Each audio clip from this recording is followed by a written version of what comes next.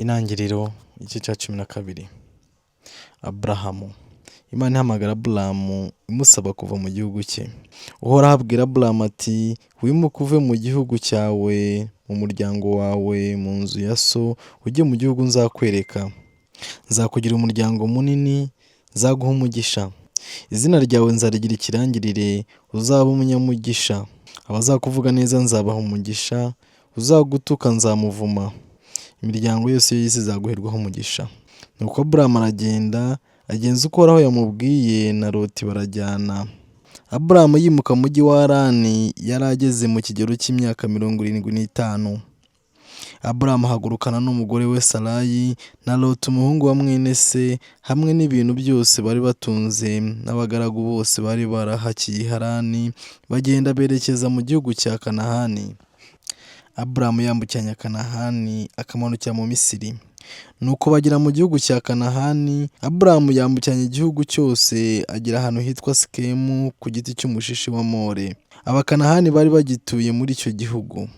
Uhoraho abonekera Aburahamu aramubwira ati urubyaro rwawe nzaruha iki gihugu. Aho ngaho Aburahamu ahubaka urutambiro arwubakira Uhoraho wari wamubonekeye. Ahavuye ajya ku musozi uri iburasirazuba bwa Beteli. Nuko ashinga ihema rye hagati ya Beteli iburengerazuba na Hayi mu burasirazuba. Aho niho yubakiye urutambiro Uhoraho, maze ahambariza izina rye. Hanyuma Aburahamu agenda yimuka agana mu Negevu. Haza gutera inzara mu gihugu, Aburahamu niko kumanuka ajya mu Misiri guturayo, kuko inzara yari yabiyogoje mu gihugu. Igihe agiye kugera mu Misiri abwira umugore we Sarayi ati dore uri umugore mwiza mu maso, ufite uburanga. Abanyamisiri nibakubona bazavuga bati uriya ni umugore we. Njyewe bazanyica, wowe bakure kubeho. Ndabigusabye uravuge kuri mushiki wanjye, kugira ngo bamfate neza kubera wowe, mbone no gukiza amagara yanjye mbikesha wowe. Kuko rero Aburahamu yageze mu Misiri, Abanyamisiri basanga umugore we ari mwiza byahebuje.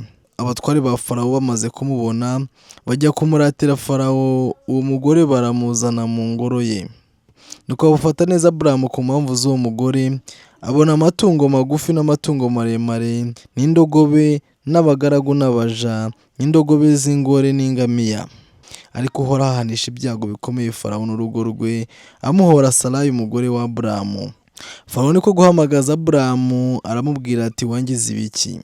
Niki cyatumye utamenyesha ko ari umugore wawe?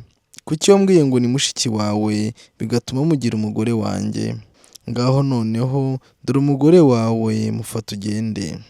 Farawo ategeka abantu be baramwirukana, we n'umugore we n'ibye byose.